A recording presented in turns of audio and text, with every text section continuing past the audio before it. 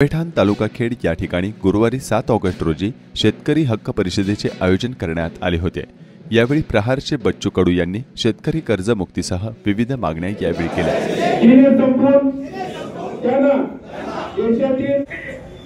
त्या ठिकाणी मला उशिरा जरी झाला असेल तरी येता आलं। काही ऊर्जा घेऊन संपूर्ण महाराष्ट्र फक्त शेतकरी मजूर कष्टकरी समाजासाठी कसा पेटून उठेल त्याच्यासाठी खऱ्या अर्थानं आम्ही इथं आलो। भाषण द्यायची वेळ नाहीये। दोन्ही पवार आजूबाजूला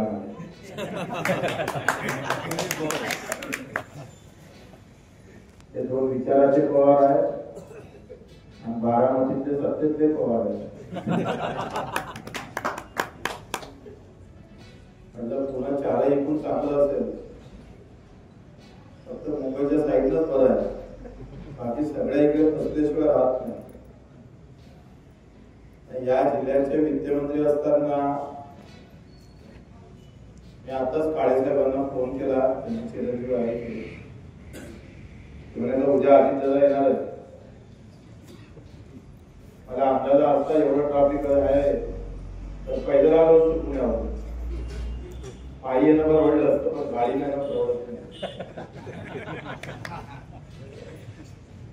हा क्रांतिकाऱ्यांचा भूमी आहे, राजगुरु आहे, शरद जोशी साहेब आहे आणि अशा भूमीमध्ये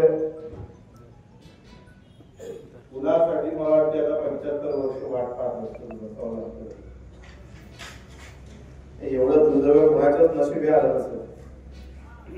आतापर्यंत पाहिलेल्या ट्रॉफिकचा उच्चांक म्हणजे साखरची ट्रॉफिक आहे, अतिशय वाईट अवस्था आहे। आमचं राहुल असेल, सुनील असेल, जितेंद्र असेल, दिगंबर, संतोषराव,